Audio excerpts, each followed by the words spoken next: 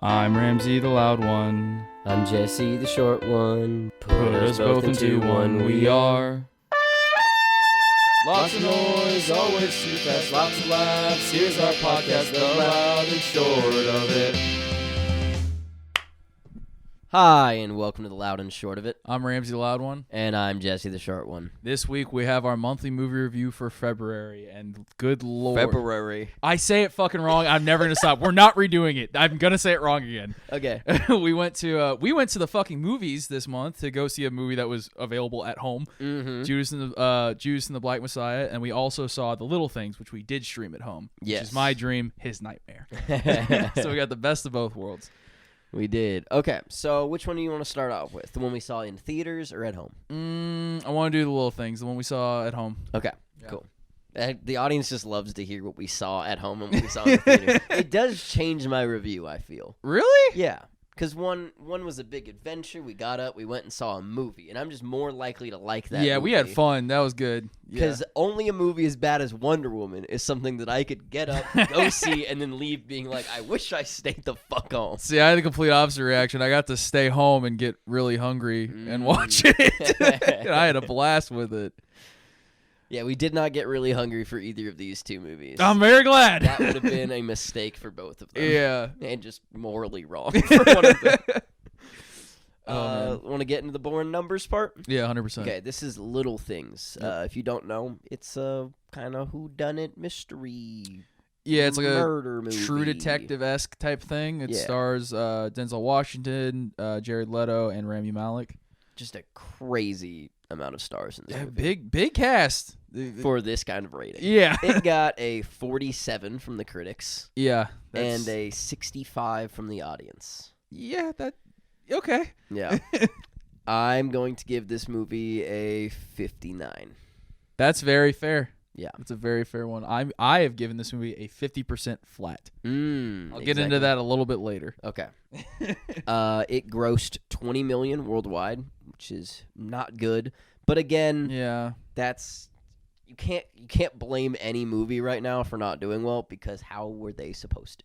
Yeah, this also doesn't take into account the HBO Max subscribing revenue they're getting in for this month, and all the people who probably have subscribed after the giant ad push for people being like, we have at-home movies at once a month. Yeah. They have opening weekend made just under $5 million, but their budget was $30 million, so they haven't even made their budget back, unless you could count the HBO subscriptions and everything else. Jesus, where did this $30 million go? Yeah. Just Well, straight into the pockets of Denzel Washington. Some fun facts before we get into why both of our scores and the critic score and the audience scores were so bad. Which it's not as bad as Wonder Woman. I'll give it that. No. Fun fact: Spielberg, Clint Eastwood, and Danny DeVito were all potential directors for this movie at one point or another. Danny DeVito's the only person I would want to see take a crack at this movie out of all three of those. I love Spielberg, but I don't care to see a Spielberg murder mystery. I wish that they had each gotten to direct 1/3 of the movie, and then they combined it together into one movie. Oh, that'd be good. Would've been Okay. crazy. Yeah. And then other fun fact, it's not based on any real murders, which doesn't sound like that fun of a fact, but the fact it does take place in LA, and it does take place in a rough time frame of like could be 60s to could be late 80s. There's a lot of murder sprees that they could have just been like, it's about this murder spree. It's about this murder spree. And they were just like, nope. It's about a vague one that you don't get to know about. You just reminded me of a thing I need to bring up during the movie's the time frame. I think that out of the litany of murders that have happened in LA, it is shocking. Because that's like, you gotta admit, like whenever you see a new movie, like be it The Strangers or the Texas Chainsaw Massacres, and be like, based on a true story, even though both of those aren't true, you know, I feel like you could just chuck that on this fucking thing and just be like, yeah, this is kind of true, fuck it. And spoilers, obviously, if you're watching this, you shouldn't care about them. Maybe it's so that there's still like a hint of like maybe that guy did kill them, even though we made it clear he didn't at the end of the movie. Yeah. But like even then, still just weird. Just Yeah, an But then odd I get movie. if you knew before you went into the movie that it was based on a different murdering spree, then you'd be questioning who that guy is the whole time. Yeah, I feel So like I it would get be it. super obvious because that goes. Are we just gonna jump right into our takes? Yeah, that's my last fun fact, anyways. All right. So the one thing I'm gonna say before my second take is I thought Rami Malek was the murderer the first 20 minutes of this movie, and I was convinced. I was like, "There's no other way this movie's gonna go." And honestly, Rami Malek maybe just acts like a murderer in general. And looks like one. He's like He's got that look to him. Yeah, he's just a little scary. You feel like he's looking through you. But I think that that goes in the other thing is like for the first half of this movie, I thought Rami Malek was the killer, and then Jared Leto shows up. And the reason my score is 50% is because the first 50% of this movie is fucking terrible. We got 45 minutes in, and I literally said out loud, because I made everyone watch it together, I was like, this movie sucks ass. I'm sorry for making you watch it. And then Jared Leto shows up, and all of a sudden I was fucking compelled. Yes, same. It flips completely. And I don't even know if it's good. Like, the part with Jared, I think it was just so fucking bad. Jared Leto shows up, and I'm just like, what's going on? What's going to happen next? The reason that I gave mine a 59 was because, and we'll have to check the time slots for the movie, but I thought it was the first third of the movie before Jared Leto shows up, so I gave it a 66. And then I went, that's a D. This movie doesn't deserve a D. And I moved it just to not passing at a 59. I feel like we got at least 45 to an hour, and Jared Leto finally shows up, because the entire time everyone was talking about, where the fuck's Jared Leto? And I was like, I don't know, man. Yeah. I didn't know anything about this movie going in. I thought it was about I assumed it was about some cop crime stuff. Didn't even know it was about murder. This is a very hard one to review just because my entire take, and I do want to focus on the second half afterwards, but the first half, not only is it like bad, for lack of a word, it's so slow. Yeah. Like, they're giving you this backstory to Denzel Washington's character for the whole time, but they keep doing that for the second half, so you don't feel like you don't have a complete story for Denzel by the middle. You don't have a complete story for Rami Malek by the middle. You don't have anything. You've just been watching nonsense. There's like a 15-minute scene where Denzel Washington's character is in his hometown before he leaves for L.A., and then that's never addressed again. It doesn't matter whatsoever. It's useless information. It feels like the first half of this movie was completely rewritten, and they took all the character development out of it. It doesn't make any sense, but all of that space is still there. I just feel like it's just like the first half of this movie is literally empty. Like, it's literally just it's all the actors getting together and they're saying lines back and forth. But I'm like, I feel like you're just saying words to be able to go to the next place. There's like very four odd. different scenes of Denzel Washington's character walking up to Rami Malek and being like, murder, I cop, you cop, ooh, me, dark history, you, not so much. And then it cuts and you're like, okay. And then it's them standing by a river, you, me, good cop, bad cop, dark history, what's going on, not so much. And you're like, what the fuck is happening? Denzel's literally just like, man, it's not like it wasn't my day. Just like all this shit of just be like, nah, see, I know what I'm doing. Rami Malek's just like, well, I think I know what I'm doing. What the fuck is going on? Like, no conversation had a point in the first half of the movie. Yeah. But then it was fucking useless. Yeah. If I can tell you right now, if they had cut the fat there, if they had cut 60% of the first half of the movie, I would have finished this movie and been like, best fucking hour and 20 minutes of my life. Yeah. Like, great movie. Stellar. But you can't enjoy the second half when the first half was that bad. I also stand by, I really think the second half, if I'm never going to rewatch this movie, I worry the second half of this movie also sucks ass. We were just so fucking dead bored that we could not wait for something to happen. Because, like, everything that it was smart. It was smart the way they did it. They knew the whole thing was dog shit, but if they packed in the good stuff at the end, I like it. We've drowned the first half in piss. It's done. It's done. Cut to the second half where you get to Jared Leto. From that moment to the very end, you don't know what the fuck's happening. You don't care. You just want to see what the fuck is going on because everything is so ambiguous. But it finally gets to a point where you have enough information where you're just like, okay, at least we have a target. Like someone we're following. So we have a suspicion that's not me being on the couch being like, ha, it's got to be Rami Malek. He walks weird.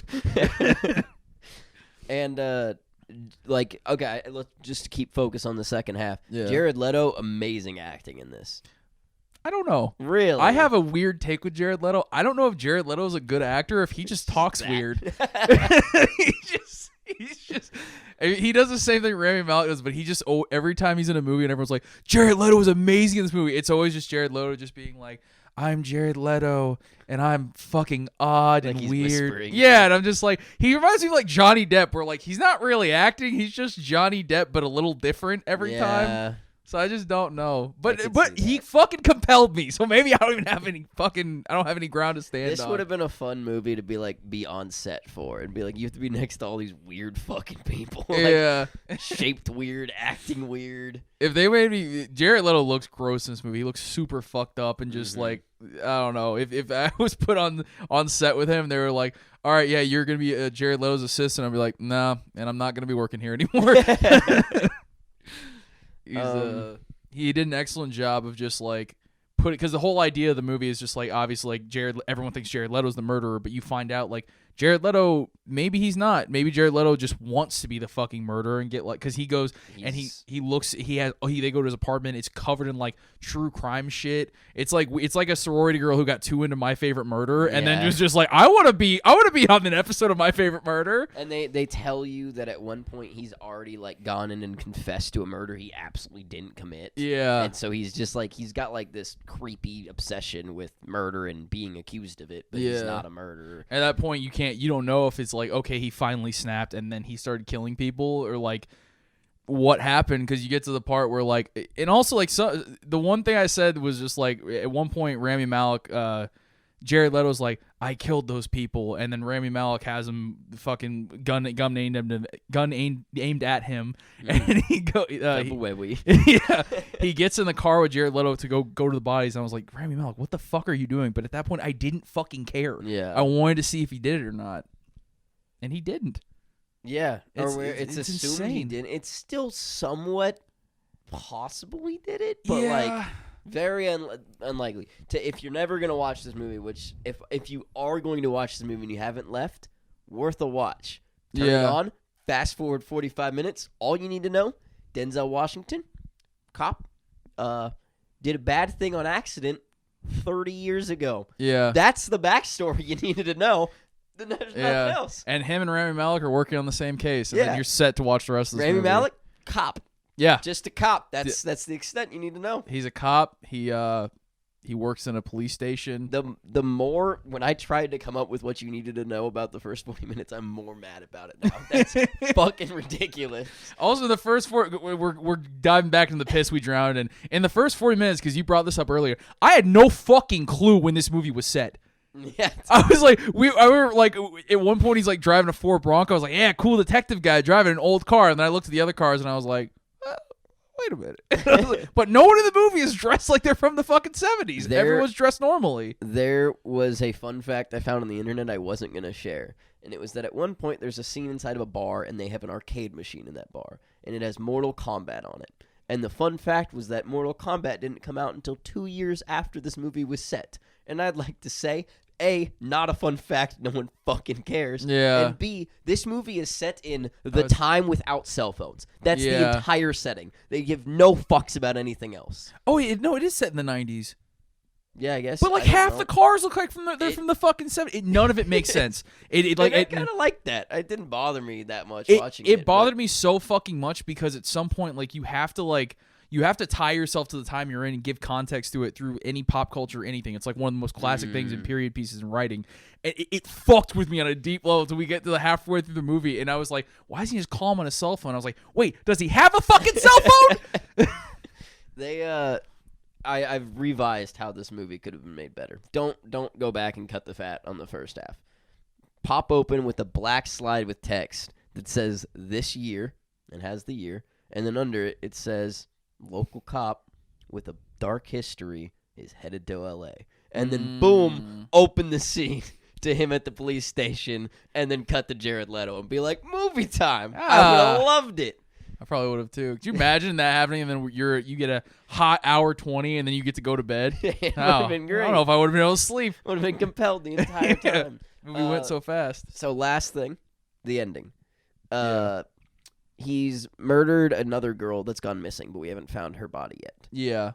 And she is the big dead, the last one to die. Yeah. And she's lost her little red hairpin thing. And they're like, if that little red hairpin thing is in Jared Leto's house, then he's the murderer. Yeah. And it's not, because Denzel Washington buys a red hairpin and sends it to Rami Malek to be like, yeah. They put, you've seen the movie, I hope, but they pull a B&E. It's a dumb way to do it, whatever. But they pull a B&E. Denzel Washington breaks in. The hairpin's nowhere. And at that point, Jared Leto's coming back to his house. And then Rami Malek's like, stop. And Jared Leto's like, yeah, I killed those girls. And Rami Malek gets in the car with Jared Leto. Again, kind of dumb, but we were so excited that something was happening. And he goes out to the desert, and he's like, they're buried here. No, I lied. They're buried here. And Rami Malek eventually just digs cool scene. Yeah, he digs like 100 fucking holes. And at one point, Rami Malek loses it, fucking hits Jared Leto in the head with a shovel, kills him. And when he does that, at no point are you like, he wouldn't do that. He hasn't slept for like 24 hours and he's been digging holes, and this guy's a fucking weirdo. Yeah, at that point, you're less surprised he did that than the fact that he got in the car and actually dug the holes. Yeah. But at that point, because they do a good job of letting you know that Rami Malek is losing his shit in this fucking movie. They do. So in a way that's not like overdone. They're not like he went home and beat his wife and that's why he's mad. They were just like, no, this is a normal way to go crazy. Yeah. I think, I think that even when we go in, like, at the one point, they hear about the red hairpin, then Denzel Washington sends Rami Malek a red hairpin. And at that point, you think, oh, that guy was the killer? No, he didn't do that. He wasn't the killer, thank God, because it was just such a shitty fucking way to just be like, oh, yeah, he was the bad guy all along. Everyone got off scot-free. You find out Denzel Washington bought it, and that's what sets the ending apart for me, because one of our friends watched it, and he was like, this movie sucks. I was like, no. That's why this movie is kind of good now. Yeah. And I'm glad they didn't leave it ambiguous, because when that red hairpin first got opened up, I was like, I wonder if he just bought it. They're going to leave it like, and then I'm going to say that people will be like, no, that's stupid. Obviously, it means he's the murderer. And then they were like, no, we're just going to set it and you know exactly what happened. I'm like, thank you. Yeah. None of that fucking end of, what's the fucking movie? I have no clue. Whatever. I don't have the faintest idea of what the fuck you were that remotely movie at. with the vague ending. He gets the hairpin, he throws it. Like that one movie. What the fuck? Yeah. If you remember, text me. No. Okay, we're ready to get into Judas and the Black Messiah? Oh, yeah, 100%. Okay, we'll get into the reviews, and I think right off the bat, you'll know we're in a different ball game for this movie. Yeah. Critics. Oh, first, what you should know about this movie. This is a, dramatization of Fred Hampton and everything that happened there. Yeah. When they were working, Bill O'Neill's working the FBI, he turned on Fred Hampton. The whole movie kind of just goes from, Fred Hampton was helping the Black Panthers. Yeah. Leading the Black Panthers in his city. Yeah. Going from Bill O'Neill meeting Fred Hampton to Fred Hampton's eventual death. Yeah. Like Judas. Yeah. Critics, 96%. Yep. Audience, 96%. Jesse, 92%. I gave it a 100%. A 100%? Nothing in this movie could be made better. I could not I don't even know. When we were in the movies and we left, I was like, fuck, that's one of the great movies of our time. I got nothing. The only fun fact I could think about for this movie is that I thought that it was directed by Ryan Coogler. It wasn't. He was an EP on it. It was directed by Shaka King, who hasn't done anything else. And this was one of the best fucking directed movies I've fucking seen in my life. Hell yeah. Maybe it's because we've been on a movie drought, but I fucking think that, I don't know, we'll get into it in a little bit, but shit, dude. This is the sad part. Go fucking watch this movie and pay for it. Yeah. Worldwide gross, only $3.4 million, which is bad. Yeah. Opening weekend, $2 million, very bad. Budget, $26 million. So they're not close to making the money back on this. Yeah. Which just sucks, because this is an amazing movie. I think that worth buying on HBO or going if you have a safe place to go see it. Yeah, we'll get into what it takes later, but it's one of those things where I think maybe, I don't know when it was filmed or anything. If it was filmed during COVID, I think the reason it was released the way it was, in the cut that it was because it was COVID and less people were going to see it. I think there would have been way more outrage. Oh, you think? Yeah, this movie does not fuck around. No, it doesn't. It blatantly admits that the U.S. government killed civil rights leaders. Yeah. So, fun facts after that one. This started as the brainchild of the comedians, the Lucas brothers. What? I know, right? That was the first... Stone dudes from 22 Jump Street? Yes. This is the first fun fact. I was like, that is the most fun thing ever. Yeah, they came up with this idea and then started looking around to buying like the rights from the book and finding a director and everything. That's crazy. They did all this. They have, if you have Netflix, which I think everybody does, they have something, a comedy show called Fuck Ronald Reagan that is absolutely hilarious. I need to watch this now. Oh my god, that's so cool. Yeah. I think that's the funnest fact we've had. Mm-hmm. This one has a lot. I've got a lot of facts coming up. William O'Neill, he was trying... Oh.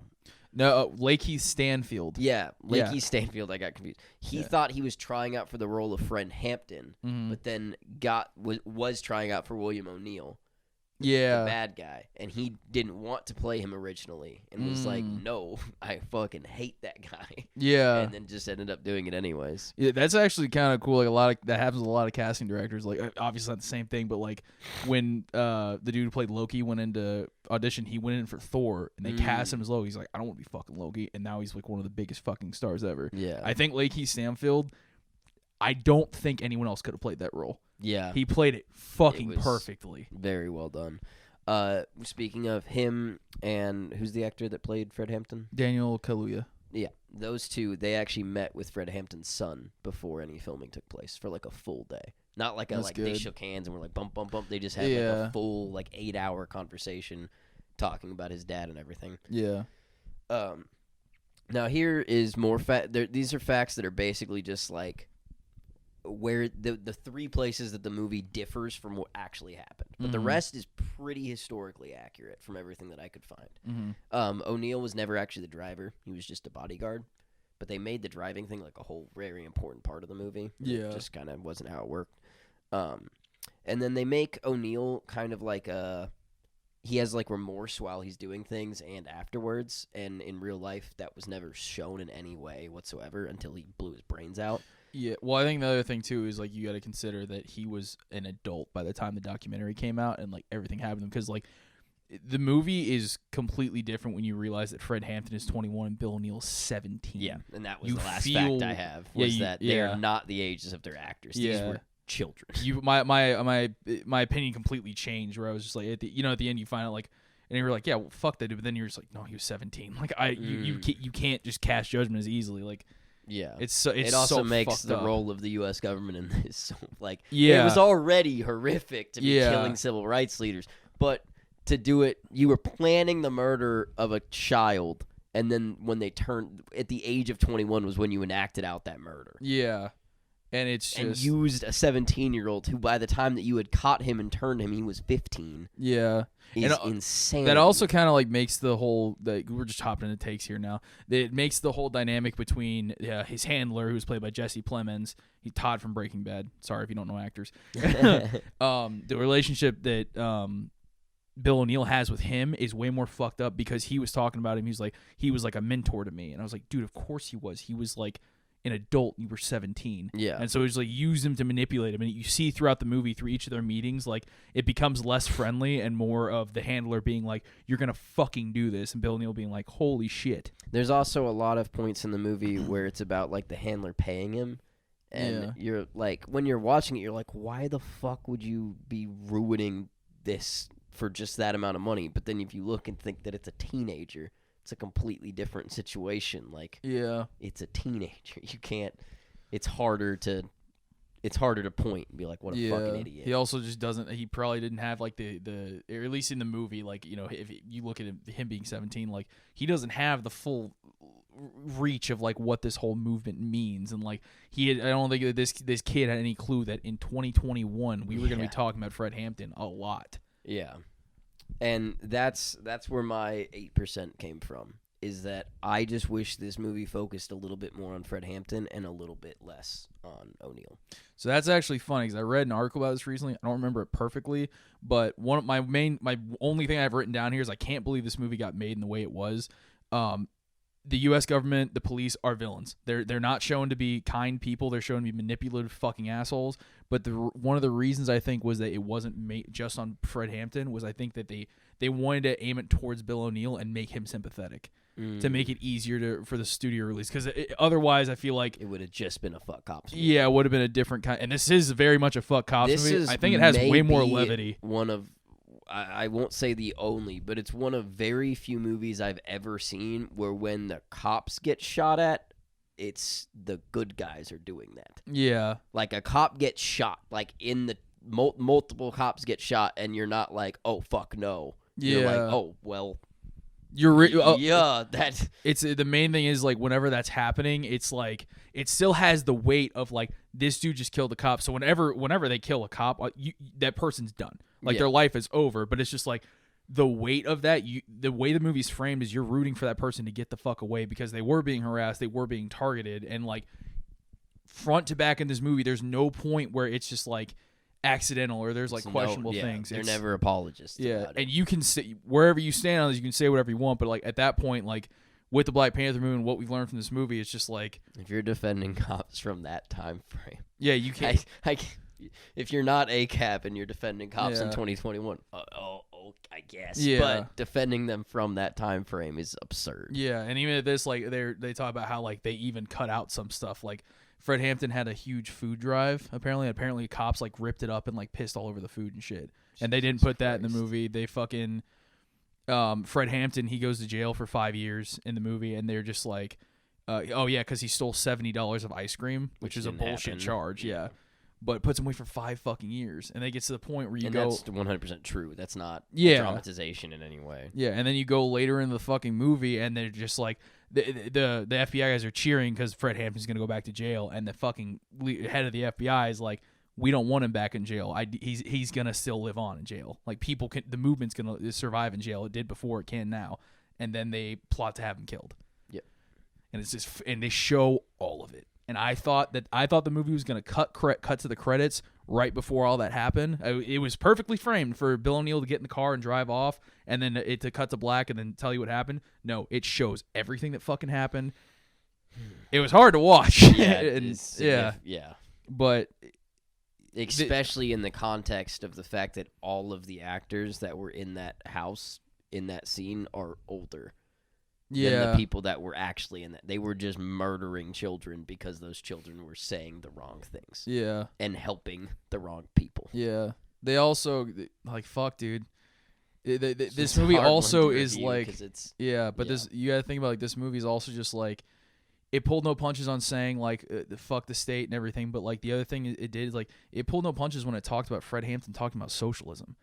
Fred Hampton was going around, he was preaching about socialism, and he literally says at multiple points in the movie, like, this is about us together versus the man. Like, the man's holding us down, and he goes and when he forms the Rainbow Coalition, it shows him going and talking to this group of white people who have a Confederate flag hanging up, and he's like, cops fuck with y'all too, right? And then he gets them to join him. Yeah. And they join the fucking Rainbow Coalition. And it's like insane. And not in a liberal, like, well, this is diversity, let's all hold hands and not solve the root of the problem. It was like, let's all fucking do things together, things that aren't legal together. Yeah, he was like, your kids are getting the same bullshit education our kids are getting, because he made about classism, and then he was like, we have to band together. Like, socialism, like, he's like, fuck capitalists. Like, socialism is what's going to save us as a people. And I was like, fuck. I've never seen a movie ever put that up like that, especially not a movie released from a major fucking studio. Yeah. It is insane. I don't know. I'm waiting for time to move on this movie, so, like, I chill out a little bit, but, like, it's one of the most impressive movies just because I feel like there's nothing out there like it. Yeah. I can fully agree with that. My 8% was not, and I don't know how they would have done it. I don't have like an answer to be like, well, change this. I just wish there was more focus on Fred Hampton and less on O'Neill. Yeah, it's the beauty of criticism. You're not a fucking filmmaker. You don't need to make up that 8%. That's fair. But yeah, I feel like we don't have anything else. The acting's fucking amazing. Oh yeah, 100%. Everybody in the this movie, without just completely sucking its dick, I guess that's what you do when you give it 192 anyway. Yeah. But you sit down and you don't look up for. There's not a moment in this movie where you're like, this is the part that's not that important. You're like, every fucking scene has a purpose. And it does one of the most impressive things, and like you don't like war movies, but like it does the same impressive things war movies do when not the war movies that are glorifying war movies like Saving Private Ryan, where like it is not dudes being badass and like fighting. Like when there are Oh, firefights, it's fucking horrifying. Yeah. And like you don't know how it's gonna shake out, but like the entire time you are riveted by it. I can't fucking wait to If see you what haven't Shaka seen King this makes movie next. and you're watching this, go watch the fucking movie. Yeah. Like this is We should put we'll talk about it in a minute. But yeah. This is the best movie I've seen in 12 months. I'll say that. Fuck, dude. It is just one of those movies where it's so special, especially in the time of COVID. Like, it was so refreshing to be able to go into a movie theater, be blown the fuck away, and go home and just think about it. Yeah, and to meet the moment that we're in right now politically was a good time for a movie like this. But yeah, that's all we have for this week. Yeah, damn. Definitely watch Judas and the Black Messiah. Watch the little things at home. But half of it. Yeah, half of it. I'll put the timestamp. I'll put that in the description. And then catch us next week for a From the Ground Up. From the Ground Up. Old FGU. Yeah. Thank y'all for listening. Yes, Hope you have a great week.